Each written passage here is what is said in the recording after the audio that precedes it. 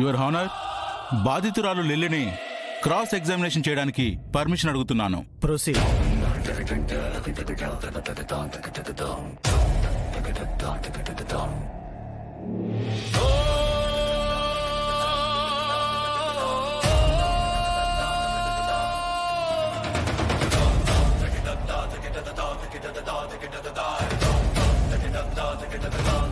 Lily గారు, భయపడకుండా నిజం చెప్పండి. ఆ రోజు ఏం జరిగింది?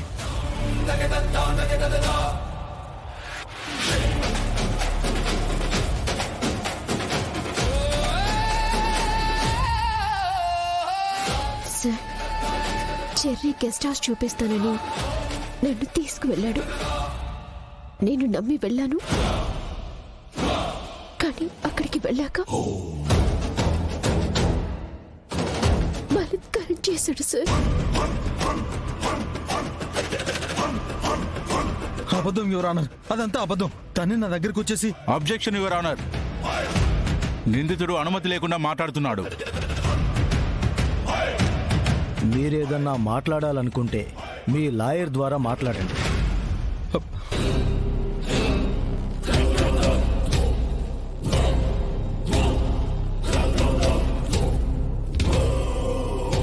యువర్ ఆనర్, బాధితురాలు స్పష్టంగా చెబుతోంది నమ్మకంగా తీసుకెళ్లి అక్కడ ఆమె మీద బలవంతం చేశాడు అని. ఇది ప్లాన్ చేసిన నేరం. అయ్యో, అబద్ధం యువర్ ఆనర్, అంతా అబద్ధం. అంటే నిన్ను తనే గెస్ట్ హౌస్ కి తీసుకెళ్ళింది. తనే నీ మీద ఇష్టంతో నిన్ను శారీరకంగా కలవమని ఫోర్స్ చేసింది. నువ్వు వద్దు వద్దు అంటున్నా వినకుండా నిన్ను ఇబ్బంది పెట్టింది. ఇబ్బంది పెట్టి చివరకు తనే అరిచింది. అవును, తనే అరిచింది. అంటే తనకి పిచ్చంటారా? కాదు sir, plan. Shut up.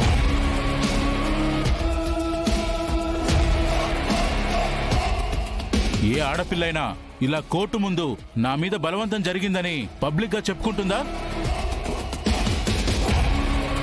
Your honour, ఈ కేసులో బాధితురాలు లిల్లీ మరియు నిందితుడు చెర్రీ ఇద్దరికీ ఒకరికొకరు బాగా పరిచయం ఉన్నవారు. ఆ పరిచయం వల్ల ఏర్పడిన నమ్మకాన్ని నిందితుడు దుర్వినియోగం చేసుకున్నాడు. ఇప్పుడే కాదు యువర్ ఆనర్, బ్యాక్గ్రౌండ్ లో నేను చేసిన ఎంక్వైరీలో కాలేజ్ డేస్ లో కూడా చాలా మంది అమ్మాయిల్ని ఇతను ఫ్లర్ట్ చేసి. మీ పేరేంటి? వెంకన్న సారు. వెంకన్న. ఏం పని చేస్తుంటారు? గెస్ట్ హౌస్ దగ్గర వాచ్మెన్ గా పనిచేస్తా సారు. సంఘటన జరిగిన రోజు అక్కడ ఏం జరిగింది?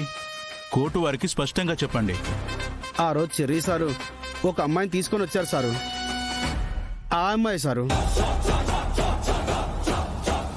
కొద్దిసేపటికి నన్ను మందు తెమ్మన్నారు. నేను బయటికి వెళ్ళి మందు తీసుకొచ్చే లోపు ఆ అమ్మాయిని బలవంతం చేయబోయారు సారు.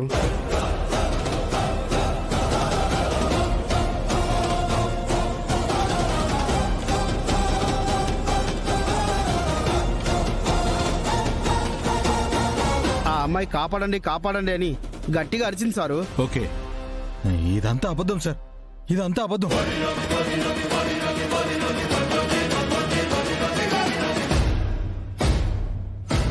చెర్రీ బాబు దగ్గరే జీతం తీసుకుని బ్రతికేవాని కదా సారు.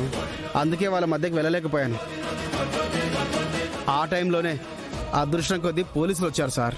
ఇదే మొదటిసారా? ఇంతకు ముందు కూడా ఇలా జరిగిందా? ముందు కూడా చాలా సార్లు వచ్చారు సారు. సార్, ఇదంతా అబద్ధం సార్. వెంకన్న, నేను నీకేం అన్యాయం చేశాను? సార్, ఇదంతా అబద్ధం సార్. నీకు చాలా సార్లు హెల్ప్ చేశాను కదా వెంకన్న. చెర్రీ గారు, హెల్ప్ పేరుతో అతనితో చేయకూడని పనులన్నీ చేయిస్తున్నారా? మందు మాత్రమే తెప్పించేవాడా లేదా ఇంకేమైనా తెప్పించేవాడా? నా నోటితో నేను చెప్పలేను సారు.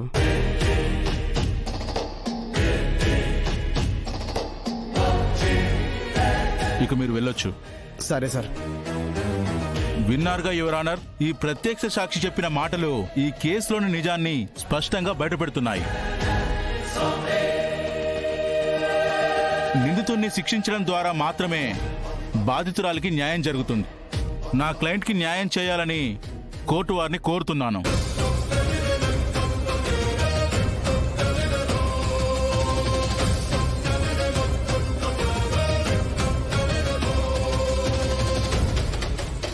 ప్రాసిక్యూషన్ తరపున ప్రవేశపెట్టిన సాక్ష్యం కోర్టు రికార్డులోకి తీసుకుంటుంది.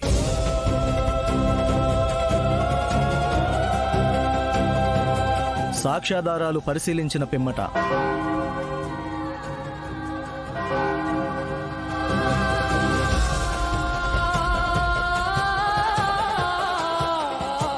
ఈ కేసుని వచ్చే నెల 26వ తేదీకి వాయిదా వేస్తున్నాను.